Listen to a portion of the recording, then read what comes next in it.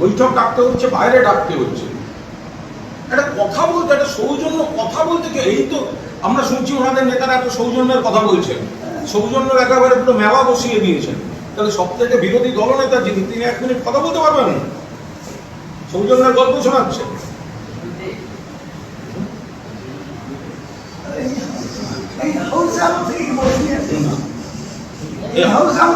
ওটা হাউসের senior most MLA.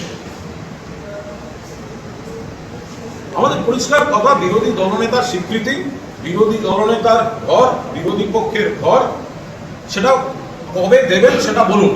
উনি শুনছি আবার বাইরে চলে যাচ্ছেন, উনি বাইরে চলে যাচ্ছেন, আবার ফিরবেন কবে কোনো ইয়ে নেই। সচিবকে সামনে খাড়া করে দিচ্ছেন, সচিবকে পাওয়া যাচ্ছে না, তার পরিষদীয় দলের বৈঠক বাইরে ডাকতে হচ্ছে।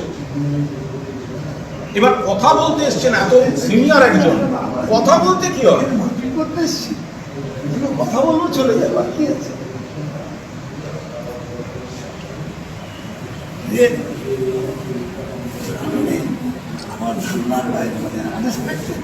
চরম অসৌজন্য।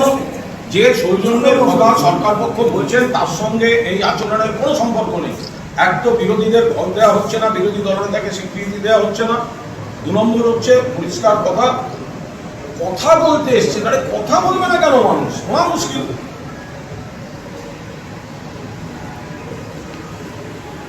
আরে দেখো, একটা কথা বলি, আমার ব্যক্তিগতভাবে কারণ কিন্তু কিছু বলার নেই, কিন্তু আগের মুখ্যমন্ত্রী তৈরি করে সৌজন্য যে বাড়িটা, সেই বাড়িটা বর্তমান মুখ্যমন্ত্রী থাকে, তাই তো? কোন জায়গা পেয়ে গেছে? আমার জায়গাটা ভাঙা হোক, চোরা হোক, আমার তো কোনো আপত্তি নেই। ভাঙা ঘরে ঢুকতে আমার কোনো আপত্তি নেই, আমি যে কোনো ঘরেই ঢুকতে পারি। খালির ঘরে থেকে জন্ম হয়েছে, বড় হয়েছে, আমার কোনো জায়গায় অসুবিধা নেই, আমি যে কোনো জায়গায় ঢুকতে পারি। কথা বলে তো ব্যাপারটা সলভ করতে হবে নাকি? মানে যা চেয়েছেন সব দিয়েছি।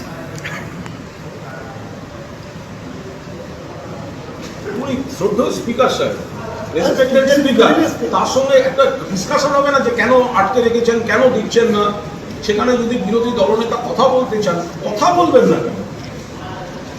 আর এদিকে সৌজন্যের পুরো মেলা বসিয়ে ওরা বিবৃতি বন্যা পাওয়াচ্ছেন, এত সৌজন্য, কথা বলবেন না কেন? কুণালদা